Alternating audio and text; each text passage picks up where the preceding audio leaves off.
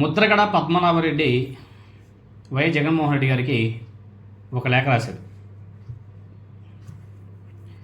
అనారోగ్యంతో బాధపడుతూ ఇటీవల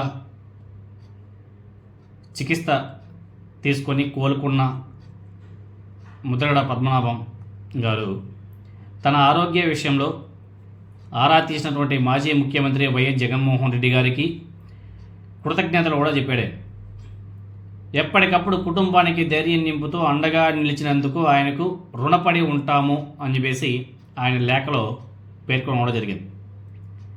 అంతేకాకుండా కష్టకాలంలో తమతో నిలబడ్డ వైసీపీ నాయకులు ఇతర పార్టీ నేతలకు కూడా ఆయన కృతజ్ఞతలు తెలిపాడు. తన ఆరోగ్యం మెరుగుపడాలని ప్రార్థన చేసినటువంటి అభిమానులందరికీ రుణపడి ఉంటాను. ఈ సందర్భంగా ముద్రగడ పద్మనాభం గారు తన కుటుంబం తరపున వైఎస్ జగన్మోహన్ రెడ్డి గారు చూపినటువంటి మానవీయతను గుర్తు చేసుకుంటూ ప్రత్యేక లేఖ ద్వారా ధన్యవాదాలు కూడా చెప్పాడు. తన ఆరోగ్య పరిస్థితి కాస్త క్లిష్ట పరిస్థితిలో ఉన్నప్పుడు మెరుగైన చికిత్స కోసం ఇతర ప్రాంతాలకు తరలించేందుకు వైఎస్ జగన్మోహన్ రెడ్డి గారు ప్రత్యేకంగా విమానం ఏర్పాటు చేసినట్టుగా తనకు కబురు వచ్చిందని, అందుకు ధన్యవాదాలు అని చెప్పేసి ఆయన చెప్పడం కూడా జరిగింది. అదేవిధంగా మిగతా తెలుగుదేశం పార్టీకి చెందినటువంటి నాయకులు కూడా ఆయన ఆరోగ్యం కోలుకొని తొందరగా బయటికి రావాలని చెప్పేసి కోరుకున్నారంట. దానికి సంబంధించి కూడా వాళ్ళ పేర్లు కూడా ప్రస్తావించాడు ముద్రగడ పద్మనాభం గారు. ఇలా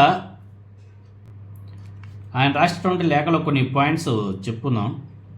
మన గౌరవ నాయకులు జగన్మోహన్ రెడ్డి గారు హైదరాబాద్ హాస్పిటల్కి వెళ్ళడానికి ప్రత్యేక విమానం ఏర్పాటు చేసినట్టు నాకు కబురు వచ్చిందండి. నేను ప్రత్యేక విమానం ప్రయాణం చేసే స్థాయికి ఎదగలేదండి. దయచేసి ఆ ప్రయత్నం వద్దని చెప్పుకున్నానండి ఆ టైంలో. కానీ జగన్మోహన్ రెడ్డి గారు నా ఆరోగ్య పరిస్థితి దృష్ట్యా అత్యవసర దృష్ట్యా జగన్మోహన్ రెడ్డి గారు హెలికాప్టర్ కూడా ప్రొవైడ్ చేయడం జరిగింది అని చెప్పేసి కూడా ఆయన చెప్పడం జరిగింది. నెల రోజులుగా నా ఆరోగ్య పరిస్థితి సరిగా లేకపోవడం చేత మీరు నా ఆరోగ్యం గురించి దేవుడి ఫోటోలకు గుడిలలో మరియు ఇతర ప్రాంతాల్లో పూజలు చేయించిన సంగతి ఇప్పుడిప్పుడే తెలియడంతో మీకు ఈ ఉత్తరం రాయడం జరిగింది. ఆలస్యమునకు క్షమించమని కోరుతున్నాను.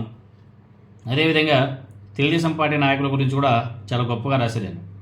మన పార్టీ గౌరవ పెద్దలు బొత్స సత్యనారాయణ గారు, జగ్గిరెడ్డి గారు, ఆకుల వీర్రాజు గారు, చంద్రశేఖర్ రెడ్డి గారు, తోట నరసింహం గారు, వంగా గీతా గారు, చలమల చెట్టి సునీల్ గారు, తోట త్రిమూర్తులు గారు, చెల్లుబోయిన వేణు గారు, జక్కంపూడి రామ్మోహన్ గారి కుటుంబం, యనమల రామకృష్ణ గారు, నిమ్మల రాజప్ప గారు, యనమల కృష్ణ గారు, అంగూరి లక్ష్మీ శివకుమారి గారు, జ్యోతుల నెహ్రూ గారు, అదేవిధంగా దొరబాబు గారు, ఇంకా ఎందరో పెద్దలు పార్టీలకు అతీతంగా మాకు అండగా నిలిచినందుకు ప్రతి ఒక్కరికి ధన్యవాదములతో పాదాలకు నమస్కారాలు చేసుకుంటున్నానండి.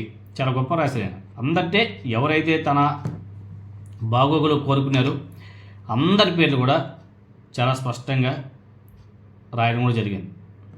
అదేవిధంగా మీరు నా ఆరోగ్యం బాగుండాలని చేసినటువంటి పూజల గురించి విన్న తర్వాత వర్ణించడానికి నాకు మాటలు రావడం లేదండి. ఎన్ని జన్మలైతే నా రుణం పెరిగిపోతుందండి. నేను, నా కొడుకు గిరిబాబు, నా మనవరాలు భాగ్యశ్రీ రమా పద్మావతి, మనవడు చిరంజీవి పద్మనాభం, మేమందరం మీకెంత సేవ చేసినా ఇంకా రుణం ఉండిపోతుందండి. మీ ప్రేమ కల్మషం లేనిది. పార్టీలకు అతీతంగా, వర్గాలకు అతీతంగా, మతాలకు అతీతంగా, కులాలకు అతీతంగా, ప్రాంతాలకు అతీతంగా మీ నుండి ప్రేమ ఎలా తన్నుకొచ్చిందో మీకు 2 ముక్కలు రాయడానికి నా పెన్ను కదలలేదండి. ఇది ముమ్మాటికి నిజమండి.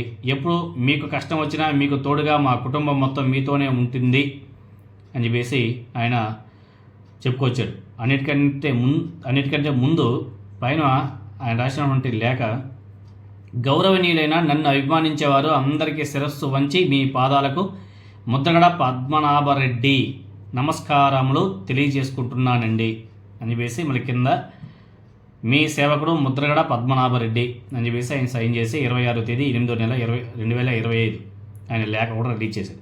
ఆయన స్టిల్ ఇంకా ముద్రగడ పద్మనాభరెడ్డి అని చెప్పేసి రాసుకొస్తున్నాడు. అంటే మాట మీద నిలబడే వ్యక్తులలో ఆయన కూడా ఒక వ్యక్తి అనేసి చెప్పుకోవాలి. ఎందుకంటే వైసీపీ ఓడిపోతే, అదేవిధంగా కొన్ని నియోజకవర్గాలు ఓడిపోతే పేరు మార్చుకుంటా అని చెప్పేసి ఆయన చెప్పడం జరిగింది.